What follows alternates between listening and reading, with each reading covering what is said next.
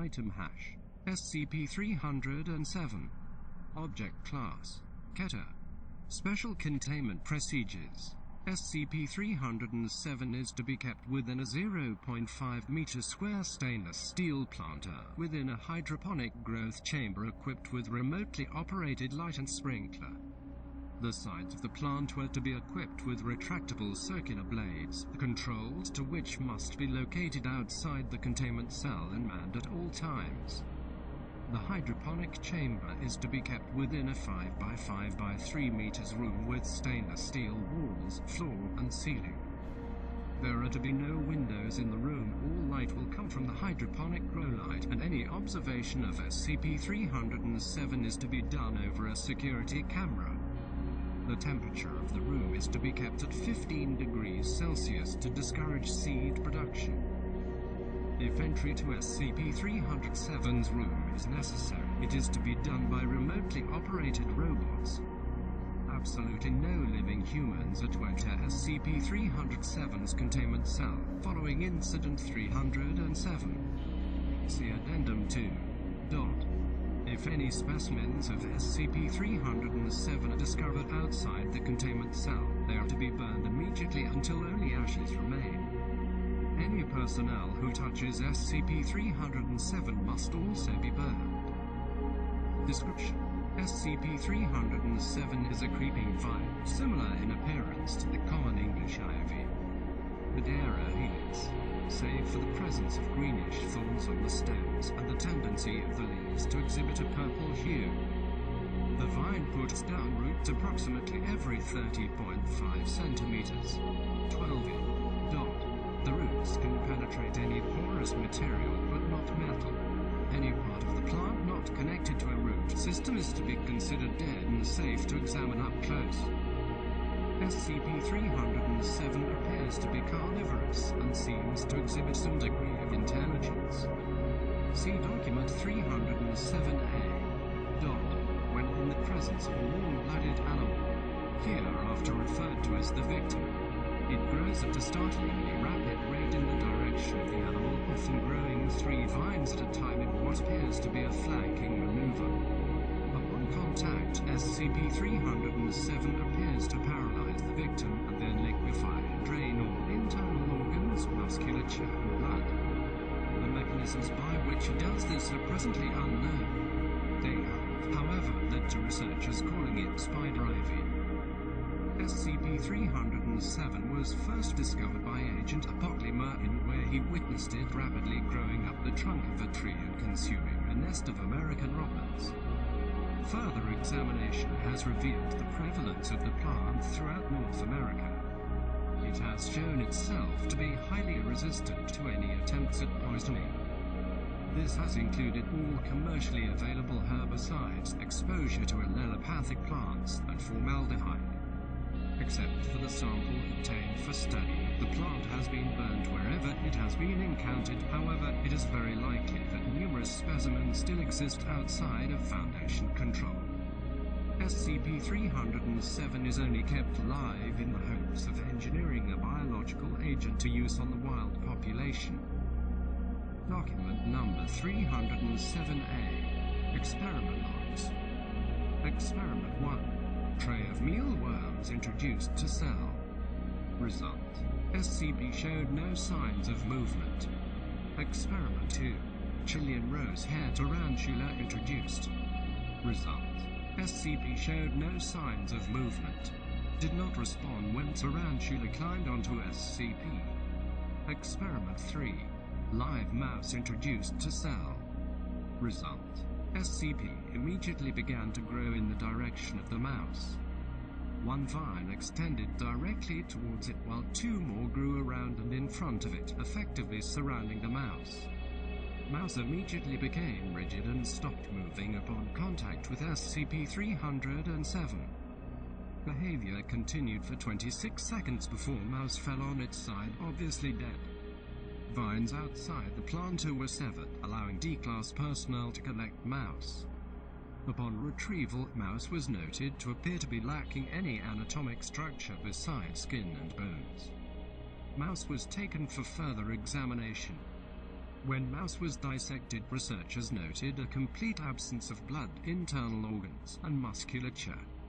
All interior structures were instead replaced with a system of roots, which researchers traced back to the mouse's skull.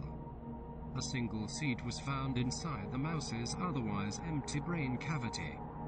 Mouse was subsequently burned. Experiment 4. Jar containing 130 aphids introduced. Additional camera added for close-up viewing. Result: aphids proceeded to attach themselves to SCP-307 and feed. SCP-307 did not respond in any visible manner. All aphids were dead within 5 minutes of first feeding. Potential for use as insecticide noted. Addendum 1. Notes of interest taken by Agent Apoclyma during observation of SCP-307. The energy necessary to facilitate such a rapid growth rate would be astronomical, yet SCP-307 seems able to pursue prey regardless of available light or time since it last fed. The behavior exhibited by SCP-307 during Incident 307 would suggest the presence of some kind of botanical muscle. Examination of severed vines has revealed no structure that could conceivably serve this purpose. Addendum 2. In light of Incident 307, SCP-307 has been upgraded to Keter class. Appropriate adjustments to containment protocol have been made. See Incident Report 307 for more details. SCP involved. SCP-307. Date: Unco. Location: Bioresearch Area. Description: Incident log is compiled by Agent Apoclyma, agent in charge of containment and research on SCP-307.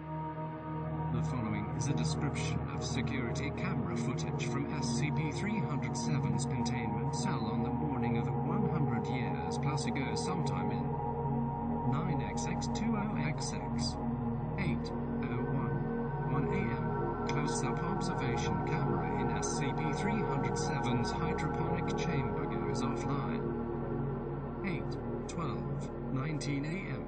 Personnel D-104 and D-127 enter SCP-307's containment cell to repair camera. 8:13:2 a.m. D-104 begins transfer of SCP-307 to secure lockbox as per protocol. 8:13:42 a.m. D-104 places SCP-307 in secure lockbox. 8:13:44 a.m. D-104 freezes in place. 8:13:47 a.m. D-127 is heard to inquire as to D-104's well-being. 8:13. With his flamethrower seemingly in a state of panic.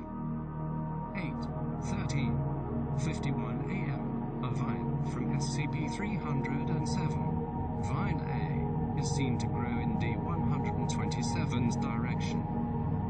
8:13:55 a.m. Personnel activates security sort in SCP-307's planter. Vine appears unaffected. 8:14:00 a.m. The gas line of D-127's flamethrower is severed by one of SCP-307's thorns. 8:14:02 a.m. D-127 flees the room in panic. SCP-307 does not attempt to pursue. 8:14:15 a.m. D-104 falls over limp, presumed dead at this point. A second Vine B, is visible hanging over the edge of the lockbox. 8:14:21 a.m. Vines begin to grow in the direction of the door to the holding cell. 8:14:24 a.m. Emergency saucer again activated. Vine B is severed. Vine A is not. 8:14:30 a.m. Vine A begins growing in direction of security camera 1. 8:14:51 a.m. Security camera 1 goes offline. Security camera 2 remains online. 8:15:33 a.m. 3D class personal intercontainment cell. 8:15:36 a.m. Vine A assumes position similar to defensive posture of a cobra. 8:15:41 a.m. Unidentified D-class personnel sets fire to Vine A. 8:15:43 a.m. Emergency saucer activated again. Vine A is severed. 8:15:46 a.m. Same D-class personnel manages to close lockbox. Other two remove D-104's body. 8:32 a.m. Autopsy begins on D-104. Autopsy results revealed Vine B had entered a small hole next to the faceplate on personnel D-104's insulating bodysuit. Personnel's body was found to be in a state similar to that of the mouse described in document 307A.